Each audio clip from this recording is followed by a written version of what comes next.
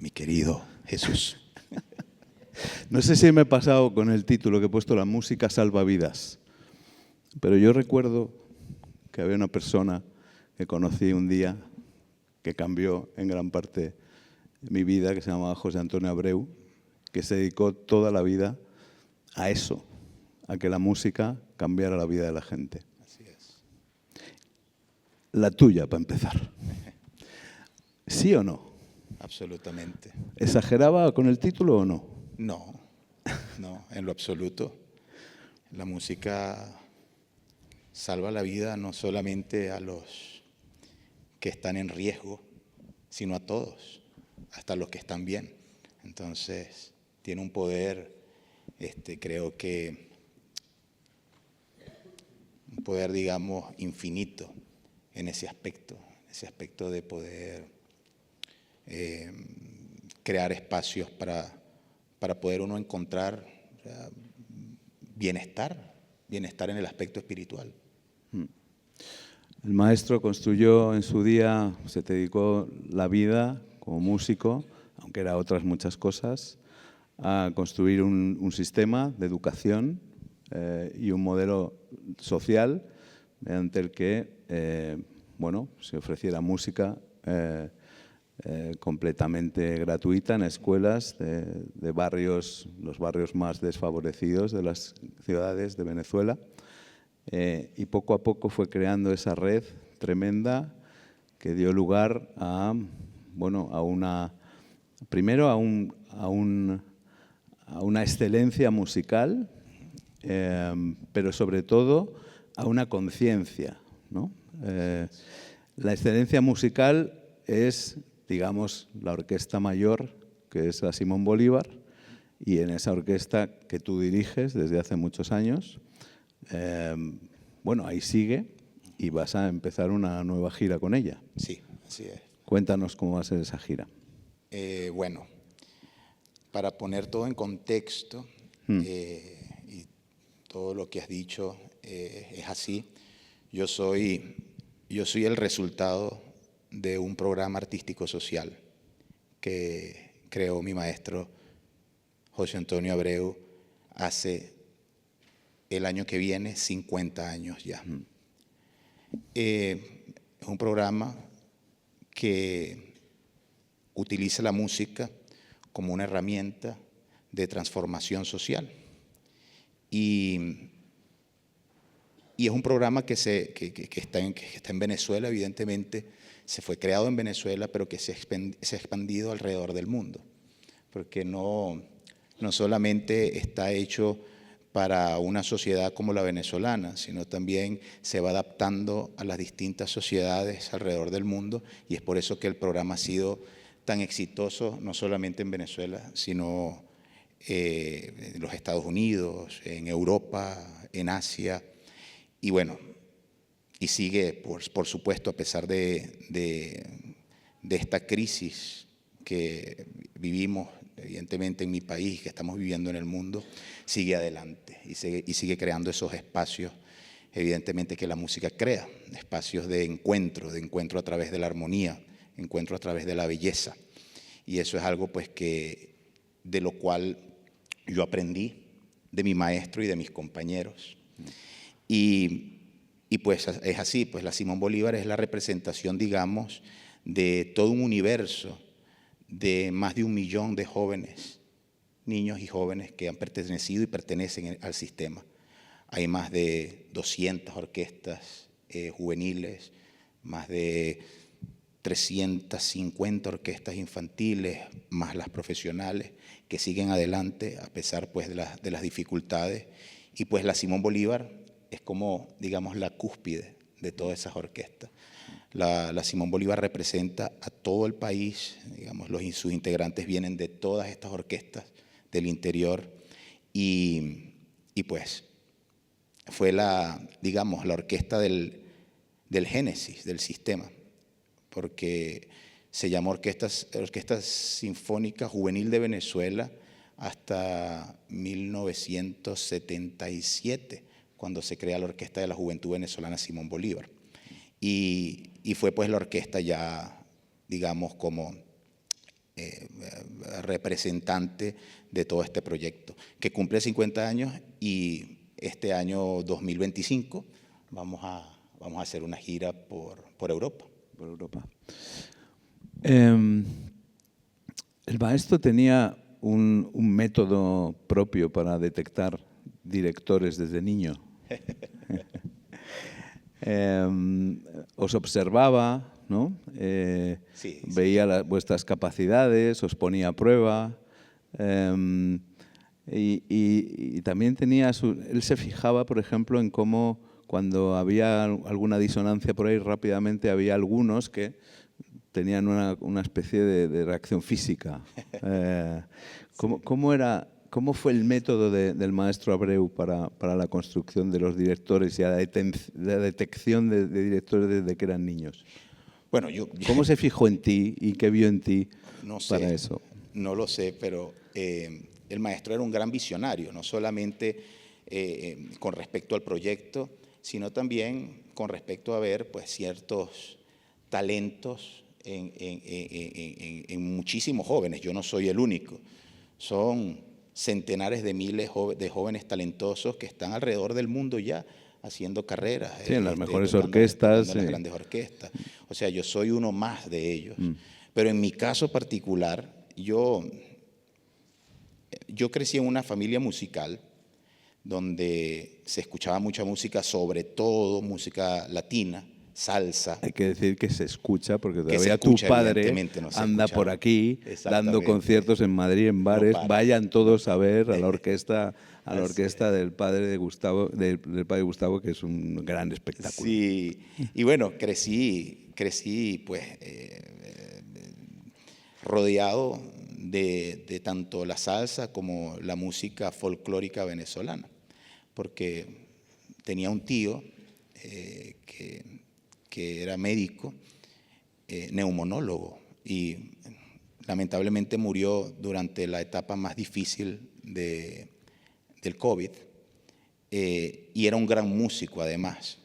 Mi tío siempre me dijo que si yo iba a tocar Mozart, Vivaldi, Beethoven, alrededor del mundo, si me tocaba viajar en el mundo tenía que tocar la música de mi tierra, y así mi tío me enseñó muchísima música, sobre todo de Barquisimeto, la música larense, los valses larenses. Y pues allí yo crecí rodeado de eso. Yo tocaba en la orquesta infantil de mi ciudad y fui escogido para tocar en la Orquesta Nacional Infantil de Venezuela. En Barquisimeto, que era tu ciudad. En Barquisimeto, y de allí pues viajamos a Caracas. Esto es en 1993. Wow, estoy viejo. 1993.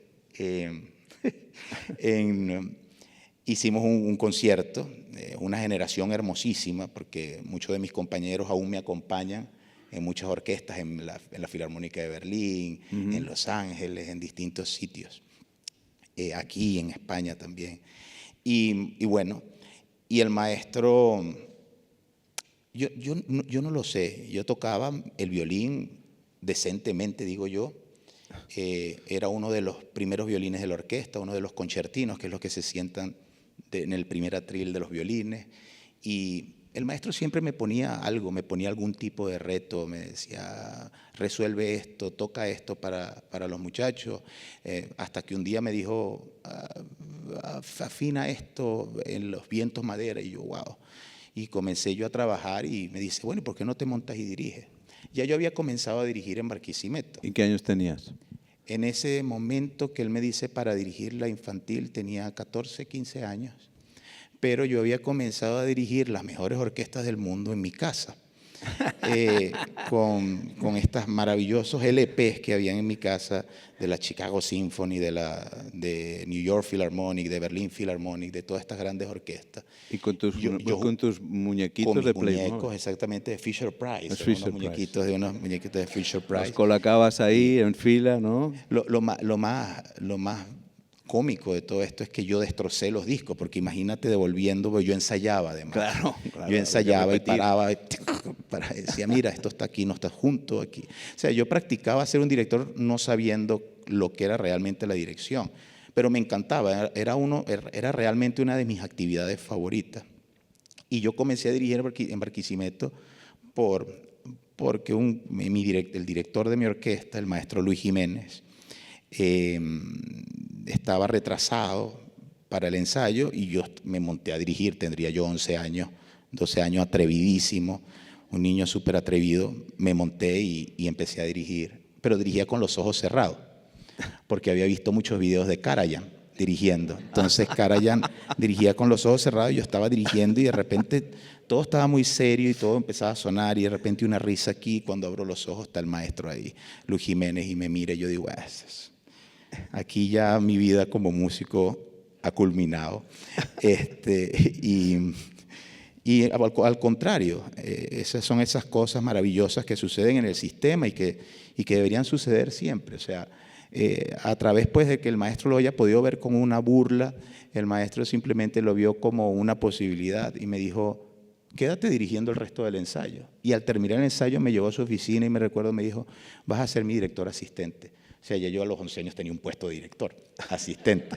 Entonces ahí tuve mi primer trabajo como director de orquesta. Pero ya el maestro evidentemente sabía de que habíamos un grupo de muchachos de Barquisimeto, que teníamos mucho talento en los distintos instrumentos y siempre estuvo muy pendiente de eso. No solamente de nosotros, sino de muchachos alrededor del país. Y bueno, lo vio y no sé, tuve y tengo el privilegio, porque yo creo que yo verdaderamente creo en la eternidad. O sea, y el maestro para mí ha desaparecido físicamente, pero yo lo escucho y lo siento a mi lado permanentemente.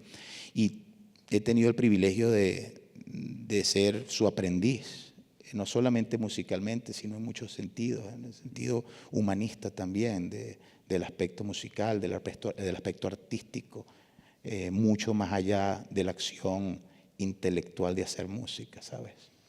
Pero tú fíjate que lo que son las conexiones en este mundo, ¿no? Y esas armonías, ¿no? que se van bueno, juntando.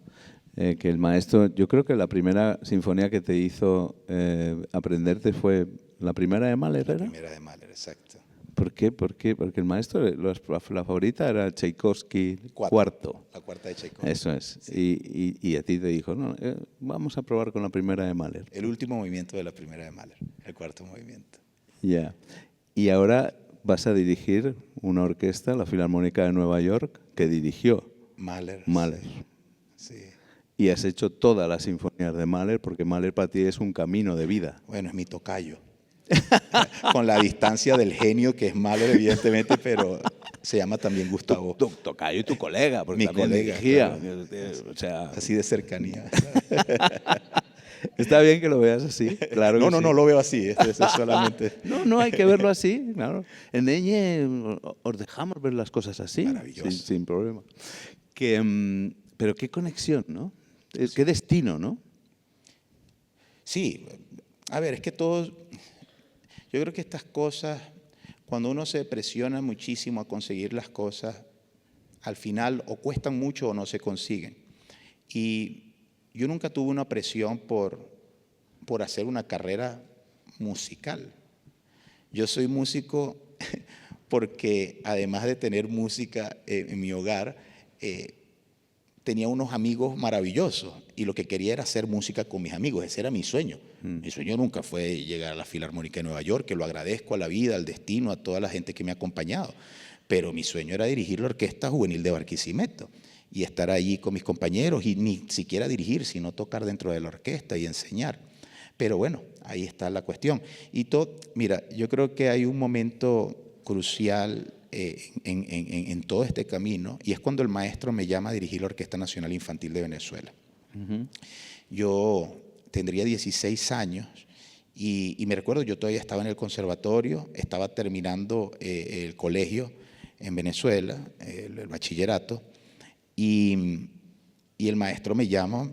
Yo estoy en clase, estoy saliendo de alguna clase de armonía y él tenía una secretaria, una recepcionista maravillosa, Tibisay y Marifé, eran dos.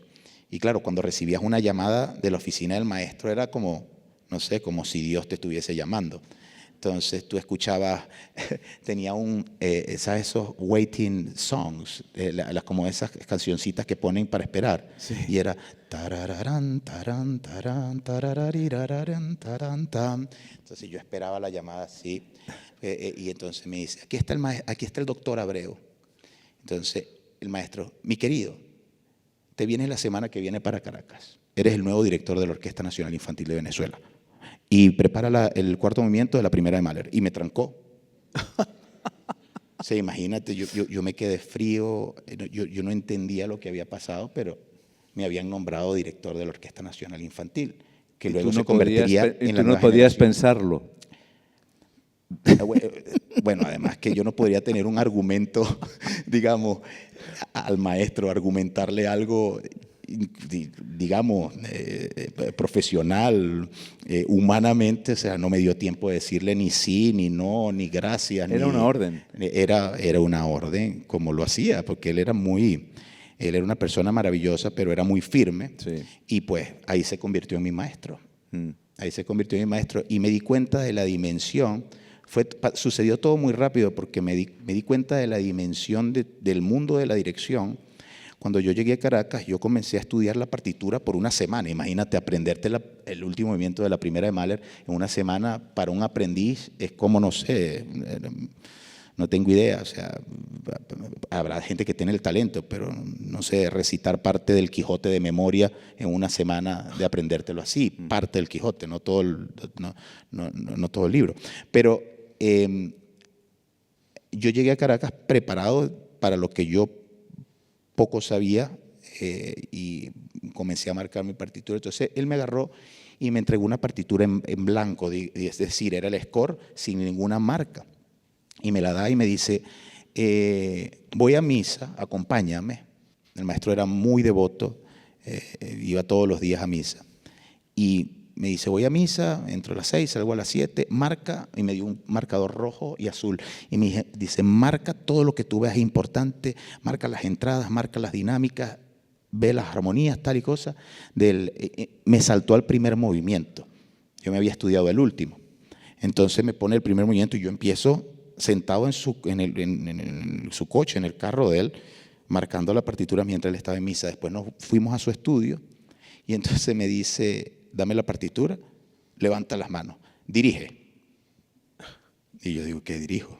Entonces me dice, no, dirige, canta el score. Entonces yo digo, ¿qué locura es esta? Entonces yo comienzo, arranca con un la, a 4, muy bien. ¿Quiénes tocan ese la? La cuerda. Y yo seguía, sigue, me decía. Ahora, ¿quién entra en el tercer? ¿Qué están haciendo la cuerda? Me dice. Dios mío, yo decía, adivinando, armónico, muy bien. ¿Qué dinámica tiene la cuerda? 4 pianísimos. ¿Y ahora quién entra en el tercer compás? La flauta, el piccolo. Y así fue mi primer encuentro con la realidad de la dirección, que era era el conocimiento absoluto de lo que estaba sucediendo en la orquesta a través de ese código que está en las partituras. Y fue fascinante, porque ese día fue para mí como, yo dije como, algo que no te olvidas. Si lo aprendo, lo tengo que aprender bien.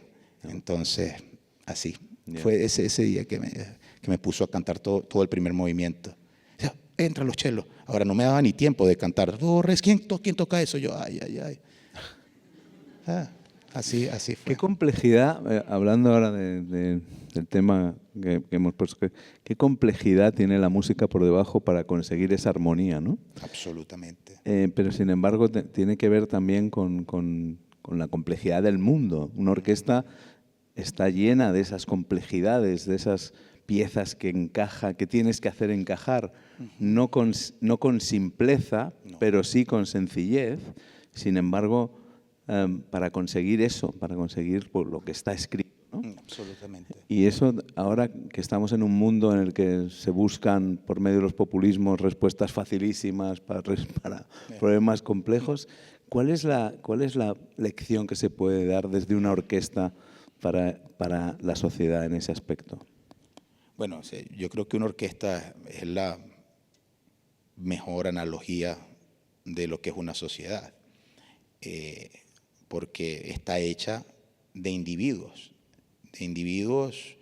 con ideas propias, con sonidos propios, que al final convergen todos, ¿verdad?, en una sala de ensayo o en un escenario para hacer todos esos sonidos y crear uno todos juntos. Yo creo que vivimos, sobre todo una crisis como la que estamos viviendo porque no nos escuchamos. Y yo creo que la mayor lección de todo esto, de la dirección, es escuchar. Porque podemos ver, la labor del director como una labor dictatorial. Yo digo lo que ustedes tienen que hacer a los músicos, pero no es así. Quizás en algún tiempo fue así. Si nos vamos a los tiempos de Toscanini, nos vamos más atrás, a los tiempos de Mahler, al comienzo de la dirección y toda esa época, digamos, dorada, ese principio del siglo XX que era tan fuerte, que fue tan fuerte. Los directores eran unos personajes muy demandantes, a unos niveles dictatoriales. Pero yo creo que eso ha ido evolucionando también por la evolución misma de los músicos y de las orquestas. Porque al final, fíjate, si yo no escucho al que tengo al lado, yo no puedo llegar a conectar. Yo puedo estar de acuerdo o no, pero yo tengo que concordar de alguna manera para poder crear armonía. Y el director, la función esencial del director, y eso yo se los digo a los jóvenes directores, es aprender a escuchar. Porque no es solamente escuchar para balancear o para decir o para dar indicaciones, es balancear para poder crear un consenso. Y eso creo que no, en las políticas de nuestros días no existe. No existe. Porque no se escucha a la orquesta, se escucha al yo.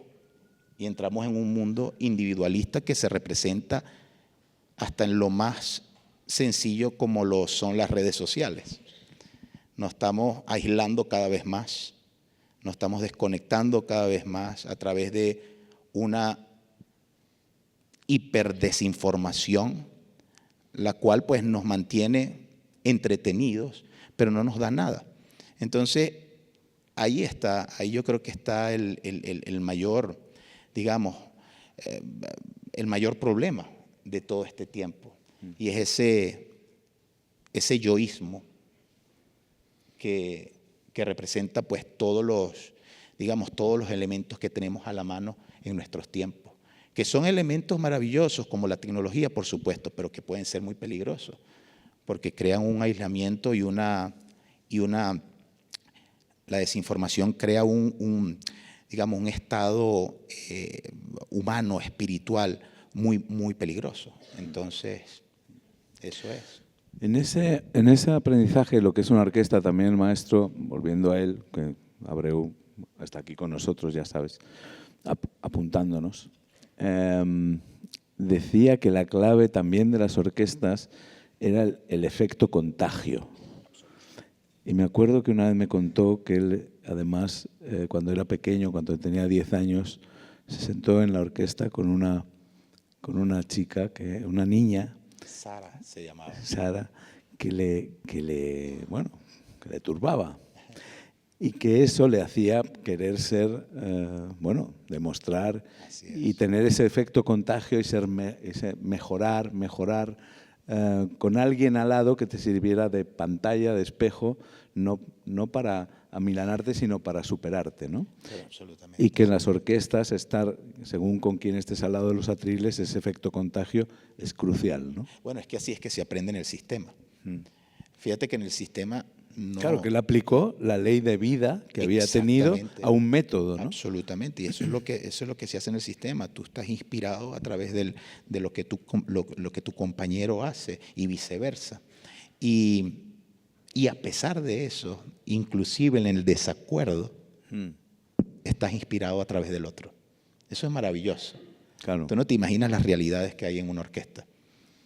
Y a mí que me toca dirigir las orquestas profesionales, Las orquestas juveniles e infantiles son unas orquestas evidentemente que están en un proceso de aprendizaje, como las profesionales también, pero las profesionales están a un nivel, pues digamos, ya adulto, y las realidades que hay son complejísimas. Y a mí como director, a mí me toca ver las 100 personas que están enfrente de mí y descubrir y sentir sus realidades y tratar de lograr que conecten a pesar de divergencias, pues de situaciones que pueden existir. Pero es fascinante. Eso es lo que a mí más me atrae de la dirección. Lo que a ti más te gusta Lo es que a mí más me gusta conocer la materia humana con la que vas a hacer música. Pero ¿no? imagínate esto. 10 de la mañana que normalmente arrancan los ensayos, con una orquesta que ha tocado la Quinta Sinfonía de Beethoven con todos los grandes directores, se la saben de pie a cabeza. Te ponen ahí alguien enfrente a decirte qué hacer. O sea, uno llegó, o sea, le llegó tarde, le elijo tarde, el otro la otra amaneció con un dolor de cabeza, el otro tiene problemas de no sé, son 100 realidades distintas. Y entonces eso ahí es donde está el trabajo del director, tratar de descubrir eso y transformarlo, pero transformarlo no contigo, sino con la música que tienes enfrente. Digamos, esa es como la Constitución. Yeah. Si seguimos la Constitución y la interpretamos realmente por el bien común y no por el bien individual, entonces ahí tienes un poder transformador maravilloso. Y la labor del director se convierte en esa, en una labor inspiracional, en una guía que te inspire. Hacer las cosas a veces no mejor, pero distintas. O sea, descubrir que puede ser distinto es fascinante también. Hablando también de directores, volviendo a la Filarmónica de Nueva York, y hemos hablado de Mahler, pero también has hablado de Karajan, que te inspiraba como niño cerrando los ojos, pero yo sé que a ti el que más te gusta, y a mí también, el que crees que ha marcado el siglo XXI desde el siglo XX es Leonard Bernstein, y él también dirigió la Filarmónica de Nueva York. No, yo no os quiero meterte presión, Gustavo. Gustav Mahler, Leonard Bernstein, bueno, en fin. Tienes que... No está fácil, no está fácil. Eso, no es una broma, ¿vale? Pero Bernstein, es verdad que en mi niñez y en mi juventud, Karajan tenía bueno, o sea, por medio de la habilidad de haber sabido adaptar precisamente la música clásica al final del siglo XX mediante el disco, se había convertido en una estrella. Pero sin embargo, Bernstein tenía puesto el ojo en un lugar más allá, que era, yo creo que esa pedagogía y ese compromiso en transmitir a la música no solo a una élite, sino a una sociedad. Y también, bueno, adentrarse en géneros populares, como el musical, parir una de las obras maestras contemporáneas, como West Side Story, aparte de todo su repertorio sinfónico, pero bueno, ha pasado a la historia para mucha gente por West Side Story, ¿no? Tenía ese algo más de entender que la música debía empapar la sociedad y a todos los estratos de la sociedad, que tenía que compartirla generalmente. Y eso era algo, eso era fue el primer precursor en quitar todo el elitismo que tenía la música. Sí, con los conciertos para jóvenes. Exactamente. Todo, sí. Sí. Para ti, Bernstein, ¿qué modelo de director ha sido en tu carrera? Bueno, o sea, nosotros evidentemente crecimos viendo a Karajan muchísimo, con la Filarmónica de Berlín, de estos videos que grabó para Sony y para Unitel. Pero evidentemente cuando veíamos los conciertos para jóvenes que hacía Bernstein, sentíamos a alguien mucho más cercano, que te hablaba a ti directamente y te explicaba las obras desde un punto de vista mucho más dentro de la complejidad, de una manera mucho más sencilla, inclusive en sus lecturas intelectuales en Harvard. donde hace esos análisis de Bach, Mozart y todo esto, de Stravinsky, tú sientes cierta cercanía. Bernstein fue un gran intelectual, un hombre renacentista. Bernstein era un gran director, era un gran pianista, era un gran compositor, era un gran orador, era un personaje que no lo era Karajan. Karajan no era compositor, no era un gran orador, fue un gran pianista, pero no tenía como esa magnitud que tenía Leonard Bernstein. Además de la exuberancia, mientras tú ves a un Karajan que no se le mueve el tupete, con todo el respeto y la admiración, evidentemente, porque adoro y admiro a Karajan y pues es un héroe musical. Bernstein se volvía loco y brincaba y gritaba y se le iba la batuta, cosas que no ves con otros directores. Pero era él en una exuberancia absoluta. Y pues yo crecí muy comedido, pero descubriendo que la música era mucho más de ese aspecto, digamos, reducido técnico de marcar el tiempo. En el caso de la dirección, de pronto pues a mí se me despertó un espíritu, o se me acercó Bernstein por algún lugar espiritualmente y me convertí en un director un poco más expresivo en ese sentido. Y mucha gente evidentemente en el camino me hacían referencias, no comparaban, pero decían que yo iba en una línea de muy Bernstein.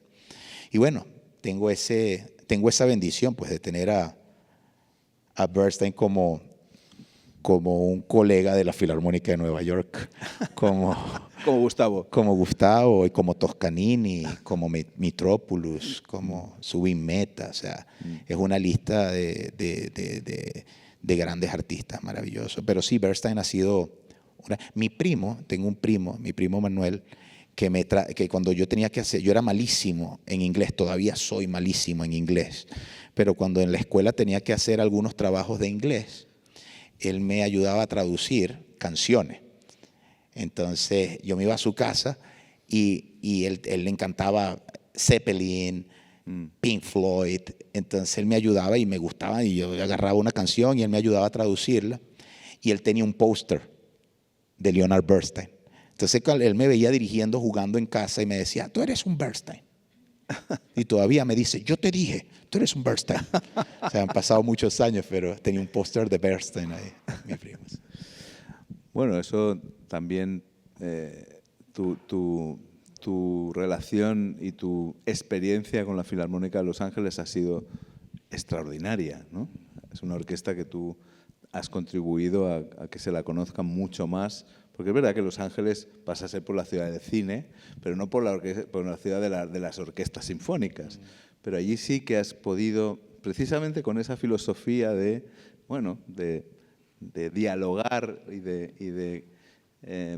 de armonizarse con otras esferas y otras disciplinas, has trasladado a la orquesta a la sociedad, ¿no? Absolutamente. Y también has seguido tu legado pedagógico y social en Yola, que es digamos el sistema adaptado a Los Ángeles. ¿Cómo ha sido la experiencia en Los Ángeles ya vista a 15 años que llevas allí? 15, sí. 15, este año 16. Ya. 16. Sí. Esta temporada 16 años y 20 esta temporada como director invitado. Los Ángeles, pues evidentemente ha sido un hogar para mí durante todo este tiempo. Y fíjate, una de las cosas que para mí fue crucial para realmente decidir para ser director de la Filarmónica de Los Ángeles fue que hiciéramos un programa inspirado en el sistema, que lo liderara la orquesta.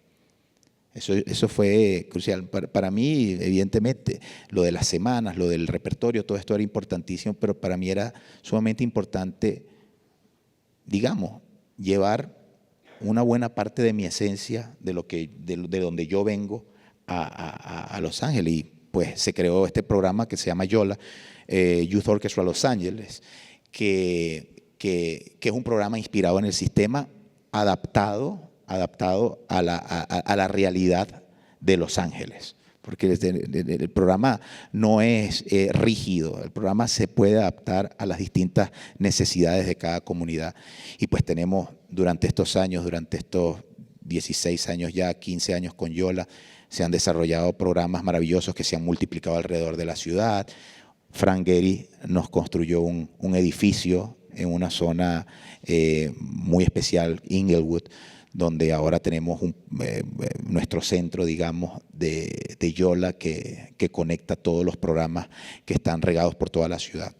Y evidentemente eso fue importantísimo y además en Los Ángeles tuve la oportunidad primero de conocer mucha gente y de crear con muchas personas. Es decir, a mí tengo la bendición de haber, en todo este periodo, haber estrenado más de 300 obras de nuevos compositores. Eso es mucho, más que, además de todas las que se han encargado durante mi periodo como director musical. Eso ha sido maravilloso. John Adams, Philip Glass, Gabriel Ortiz, tantos compositores maravillosos que están escribiendo música y que tienen un espacio allí en Los Ángeles. Y otra de las cosas que fueron importantísimas fue romper esas fronteras, esos muros que hay entre lo que es la música clásica, la música pop, los distintos géneros de la música.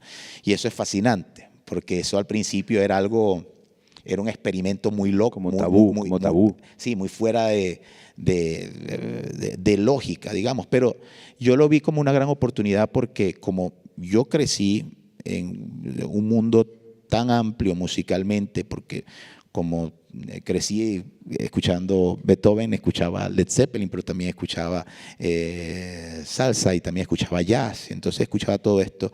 Y nosotros tenemos un escenario maravilloso, aparte del Disney Hall, que es el mejor teatro del mundo. Para mí está el Hollywood Bowl, que es un espacio al abierto donde caben 18,000 personas.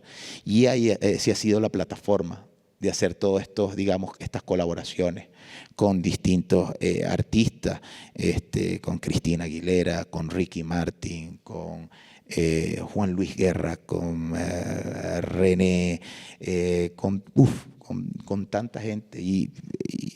Y parearlo, ponerlo en el mismo sitio, porque siempre arrancamos los programas con alguna obra de un compositor nuevo, con alguna obra de Mozart o con alguna obra de Mahler, y a la segunda parte pues tocamos todo eso. Entonces conectamos los mundos. Entonces, o John Williams. Bueno, el mundo del cine también ha sido un regalo gigantesco para mí, porque la primera persona que me recibió en Los Ángeles fue John Williams. Y por ende allí hubo conexión inmediata con Steven Spielberg y con toda esta gente maravillosa que he conocido y que considero grandes amigos. Pues también pues mis amigos latinoamericanos como Alejandro González Iñárritu, Cuarón, Del Toro, toda esta gente maravillosa, Christopher Nolan. O sea, evidentemente suena como wow, pero eso es Los Ángeles, ¿sabes? Y es la ciudad de toda esta gente y me abrieron pues sus brazos y me han abrazado de una manera muy generosa y yo me siento un privilegiado. Pero lo que trato de hacer es multiplicar eso y tratar de crear más puentes para que la música clásica no se quede en un cajoncito de una cosa especial, elitista, intelectual, única, de museo, y ponerla al acceso de todas las ramas del arte y de todo público. Steven Spielberg, con quien hiciste West Side Story. Sí, sí. Esa versión nueva para el siglo XXI, que se le ocurrió como un regalo o como una especie de retrato de esos discursos en contra de los latinos que tanto han triunfado y esta vez aupados por gran parte de los latinos. Qué mundo, ¿eh? Estamos bien, ¿eh? Bueno, es la cuestión del conocimiento. Vivimos en un desconocimiento de las cosas porque yo vuelvo a la información.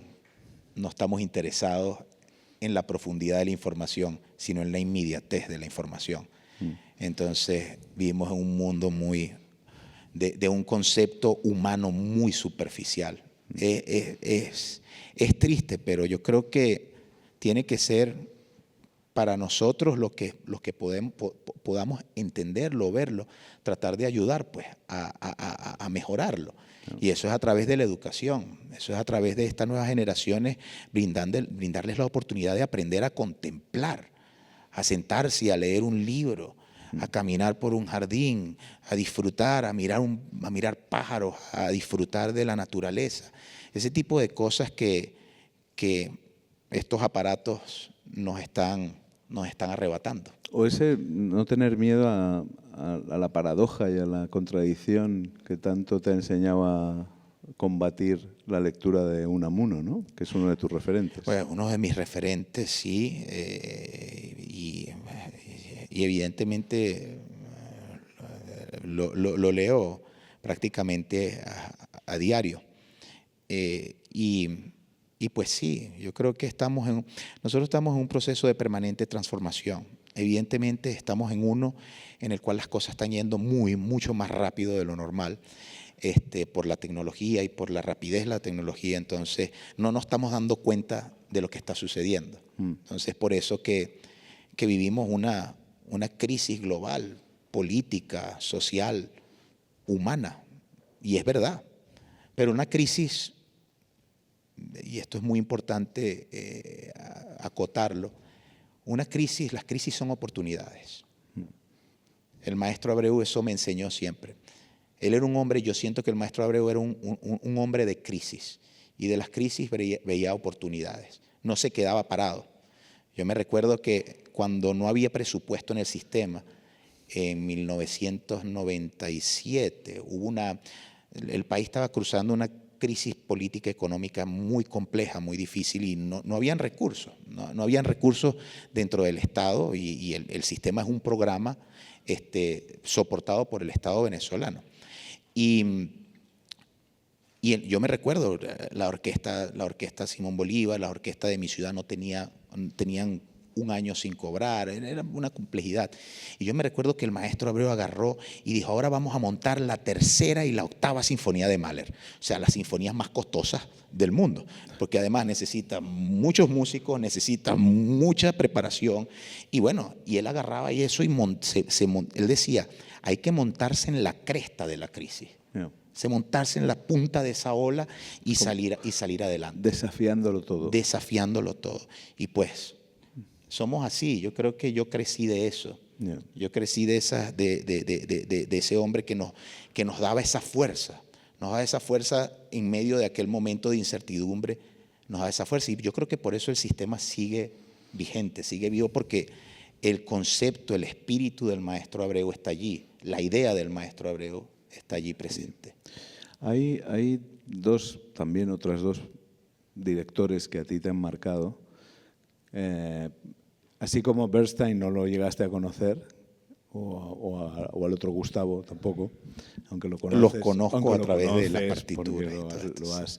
Lo llevas en la sangre, que eran Claudio Abbado y Simon Rattle. Simon Rattle, que le dijo a tu abuela: señora, talentos como el de su nieto nacen una vez cada 100 años, o sea, hay que cuidarlo. Y que daban esa visión completamente opuesta a ese autoritarismo del director, sino que trajeron la colaboración, sí, generacionalmente, ¿no? Así es. Ellos te implantaron eso, ¿no? Sí. En tu conducta, en tu manera de aparecer en escena, de agradecer, sí, al público, de hacer partícipes en los aplausos a la orquesta, ¿no? Absolutamente. Imagínate, aunado al aprendizaje con el maestro Abreu, yo he tenido el privilegio evidentemente, de estar muy cercano a Simon Rattle, a Claudio Abbado, a Daniel Barenboim, todos completamente distintos, todos artistas con una visión un amor a la música igual, pero con visiones distintas, que era fascinante. Y evidentemente ellos, sobre todo, digamos, con Claudio no hablaba mucho, pero era escucharse. Simon era la colaboración con el músico y Barenboim la intelectualidad dentro de la partitura. Entonces, imagínate, junto a todos esos principios y conceptos que aprendí con el maestro José Antonio Abreu, pues, o sea, ¿qué más puedo pedir? ¿Qué más puedo pedir? ¿No? Claudio Abbado, que al final de sus días, entre los directores a los que formó, tuvo 2 Gustavos. Ese Gustavo Jimeno también. Gustavo Dudamel y Gustavo Jimeno, que también lo vamos a tener aquí en Madrid, otro de nuestros grandes talentos mundiales. Así es. Que yo creo que va a darnos muchas alegrías. Así es. Hemos hablado de Barquisimeto, hemos hablado de Caracas. No suficiente de Barquisimeto. No es verdad. Bueno, la siguiente dedicamos un monográfico. Barquisimeto, Caracas, Nueva York, Los Ángeles y Madrid, querido. Madrid es hogar. En Madrid ahora, que eres vecino de... Madrid es que hogar. te enamoraste de una de Carabanchel. Absolutamente. Y con mucho orgullo. Y con mucho orgullo. María Valverde. María Valverde, sí. Maravillosa. María. Digamos, este viaje con María, esta relación es una relación inspiradora y muy motivadora, llena de amor y llena de muchas cosas maravillosas. Fíjate que yo conocí a María porque le hice la música a una película donde ella era la protagonista, Libertador, sobre la vida de Simón Bolívar, y ella era María Teresa del Toro, su esposa. Y tú hacías la banda sonora. Yo hacía la banda sonora, que me ayudó John Williams, by the way.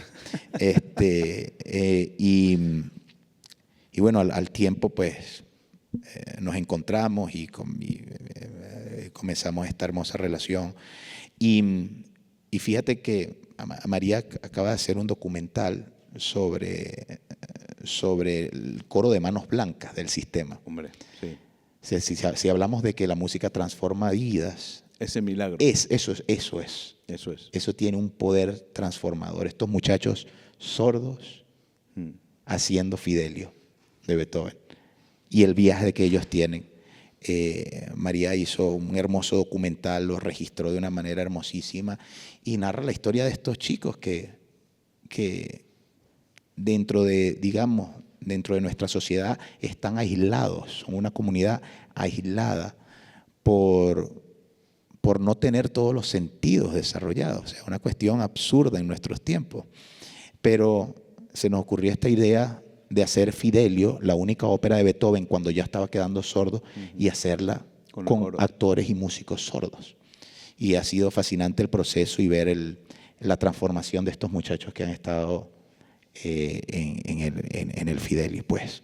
Fíjate, otro de los desafíos del maestro cuando llegaron aquellos niños sordos que querían formar parte del sistema. Yo dirigí el primer concierto en 1996, me recuerdo, en el Colegio La Salle de Barquisimeto. Hicimos un concierto sinfónico coral y fue la primera participación del coro de Manos Blancas. O sea que a mí me da mucho orgullo a dónde han llegado. Acaban de hacer un video con Coldplay. En su última canción, ¿cómo se llama? No me recuerdo. Algo del amor. Y bueno, participan allí ellos. Querido Gustavo, qué gusto. Un placer. Un aplauso para Gustavo Dudamel.